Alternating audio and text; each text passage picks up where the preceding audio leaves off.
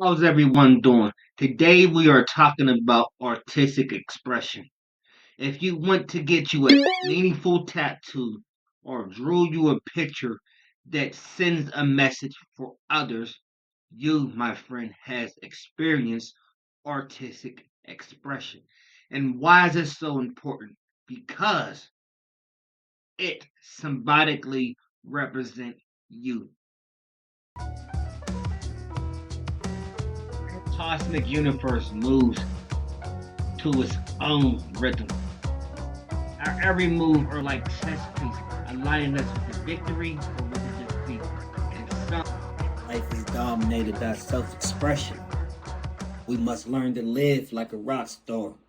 When the ground is liquefied and not solid, we must learn to rebuild our found. Life is dominated. Give a little, you receive nothing.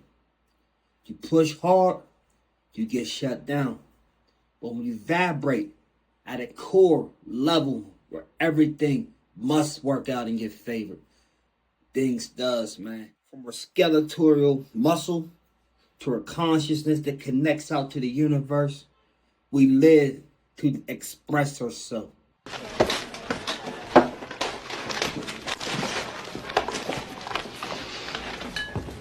Got you clean, huh? What's the matter, honey? Little extra cheese on the taco?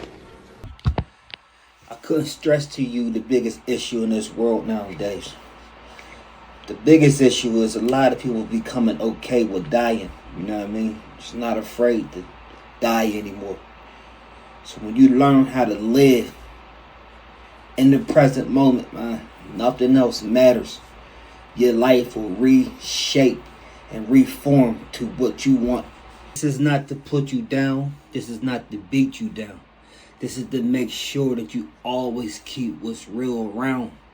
No matter what anything else shows you. You know, you can scroll up and down on your phone, check the web, check the internet, and it'll show you a bunch of people living great lives, yo. Love yours, man. Like J. Cool say, love your life, man. Deeply inside, you might feel like you don't love yourself. But in all honesty, man, you love you more than you could ever imagine. Because you still here, you still wake up, and you still give it 100%. Let's talk about facial expressions. So we're going to focus on these three areas and ways to exaggerate them to create expressions, and ways you can combine. The overall shape of the eye will change the expression, but you can also use the pupils to give different expressions different intensity. Obviously, this eye is much more urgent feeling than this one. Eyebrows give a lot of exaggeration to expressions. They raise when you are excited, happy, shocked.